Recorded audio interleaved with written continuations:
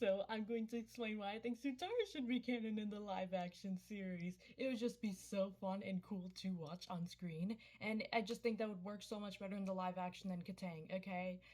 So, no hate to you Katang shippers. If you prefer Katang, fine. I actually used to be a Katang shipper in book 1, okay? I actually thought they had a really good foundation. And especially in that whole fortune teller episode where they were both thinking about each other, but they both didn't know it, and Aang was trying to flirt with her and Katara didn't know. And it was also really cute how Aang got her mom's necklace back from Zuko, and then like she kissed him on the cheek, and I thought that was really cute. So I spoiled it for myself to see if Katang was endgame, and yes, and I was like so happy to see that they do end up together. But then I watched book 2 and book 3, and I'm like, what? Like it was just a few kisses, and then that like one, and then like they danced at that one party, but then they felt so forced. Like what the heck happened? And then I find out that Zutara was actually originally supposed to be Endgame, which explains a lot because Zutara had much better development in chemistry in the little time that Zuko and Katara were friends than Katang. Like what?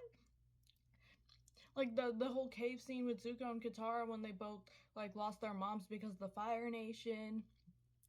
And Aang's a pacifist, okay? Nothing against his character, okay? I love Aang. I have absolutely nothing against his character, okay?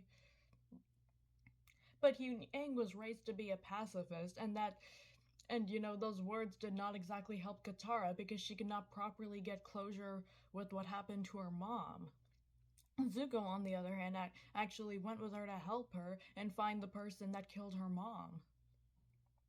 And therefore, she was able to get closure with the trauma with her mom, and she was able to give Zuko at the end of the episode. And Aang meant well, okay, but you know that did not help Katara. Zuko was actually able to properly help Katara. And the whole scene, and Zuko took a lightning bolt for her. If that's not hubby material, I don't know what is.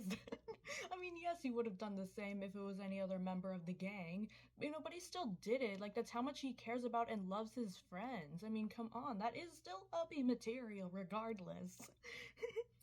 And then, like, when Katara healed him, that would have been the perfect moment for them to kiss. But then they completely just scrapped it and went back to forced Katang. Like, why? That whole scene between like Katara healing him, that is so Rapunzel and Eugene and Brett and Casey coded. If you've watched Casey Undercover, you'll see that Brett and Casey should have also been Endgame, and Brett and Zuko are almost the same person. And we see that with Rapunzel and Eugene, like they started off not really liking each other at first. They both just wanted what they wanted out of the whole deal, but then they ended up falling in love and becoming friends and everything. And then like they both tried to die to save each other, and like Rapunzel healed him. It's like the same thing. And we see that whole scene with Brett and Casey. Like, so Brett gets shot, and then Casey thinks he's dead. She's like, oh my god, I've always loved you. Please don't die on me. Like, he wasn't actually dying. He was technically pretending to die just so that he'll hear that Casey say that she loves him and stuff.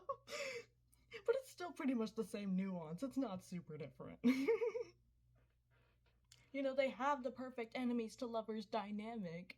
And other reasons why they'll work so much better in the live action is that Aang just looks so little compared to Katara in the live action, okay? Plus, the actress for Katara, Kia Wentio, is now 18, and the actor for Aang, Gordon, his name's Gordon, he's now 14, and so, I mean, technically they can just have a stunt double do his kissing scenes, but even with that, that's not going to change what I just said, that he looks so little compared to her as of right now. I mean, if by some miracle he does actually look close to her age, like by the time book 2 and book 3 come out, and it's clear on screen, and they can actually manage to execute Katang better than in the original, then you know what, fine, I won't be mad.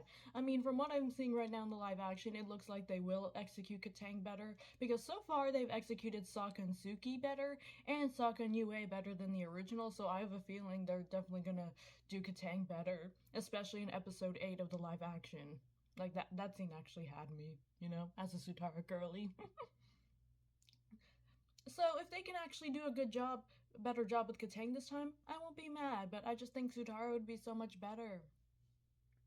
And Zuko and Katara just have so much more in common. It's not just the fact that they both lost their moms because of the Fire Nation. They're both very outspoken. They're not afraid to speak up for what's right. And they both do have a short temper. And for people saying that two short-tempered people would be toxic together, they actually do both become less short-tempered as the show goes on. They both do become more calmer and better at dealing with their emotions later on. As you can see, Katara was like so short-tempered in season 1, but then as the show goes on, you don't see her as short-tempered anymore. Same with Zuko. I mean, I really don't need to explain Zuko's character development. Zuko and Katara also both face their responsibilities head on. And let's just say this. Let's just say Zutara is canon in the live action, but Katara and Aang can, Katara and Aang can still get married. We see Zutara canon in live action, but Katara and Aang still get married. The children in Legend of Korra still exist. Like, both teams can still win.